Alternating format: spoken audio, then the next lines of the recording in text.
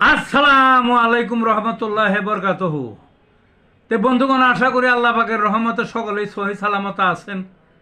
তে কবি Gazi Akkas Ali YouTube channel 017140885009 এর পক্ষ থেকে আপনাদের সকলের প্রতি রইল একান্ত আন্তরিক শুভেচ্ছা ভালোবাসা।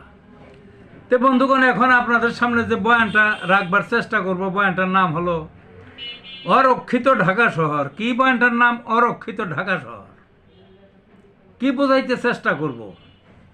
এই যে 2 দিন আগে যে ভূমিকম্পটা হইল, এই ভূমিকম্পটা যে খুব বেশি তা না, কিন্তু মাঝারি বলা চলে। 5.5 মাত্রার ভূমিকম্প।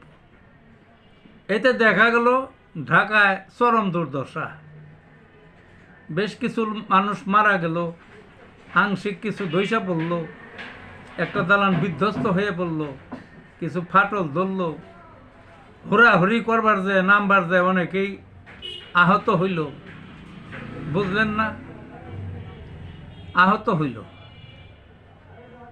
কিন্তু মোটামুটি শতবর্ষ পরে এই পূর্ববঙ্গে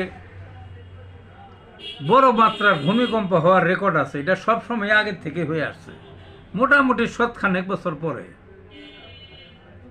এবং 8-9 মাত্রার। তখন তো এত ভূমিকম্পে ক্ষতি হইতো না, তখন দালান ছিল না।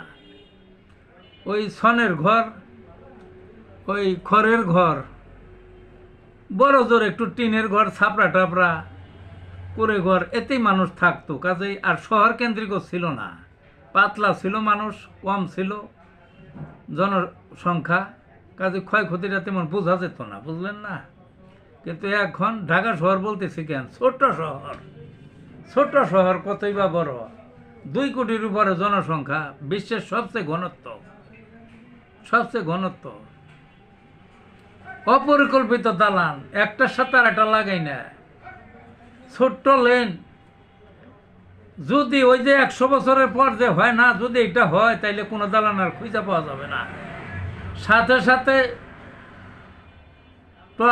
ফায়ার টর্নেডো হবে, এই গ্যাস লিক হয়ে গ্যাস ট্যাস এগুলো ছিঁড়ে ফিরে, বিদ্যুৎ বিভ্রাট। তারপরে এখানে যে উদ্ধার কর্মী আসবে, আসার কোনো উপায় থাকবে না, এটা পরিত্যক্ত শেষে ঘোষণা করত। লক্ষ লক্ষ বহু লক্ষ মানুষ মারা যাবে, লক্ষ লক্ষ দালান বিধ্বস্ত হবে। দায়ী কে? দায়ী কে? এই যে দালান যার যেভাবে ইচ্ছা সেইভাবে বানাইলো। বাণিজ্যিক দালান, খুব শক্ত মজবুত তো না, বাণিজ্যিক মানে বানাইলেই ভাড়া দিলেই প্রচুর টাকা পায়।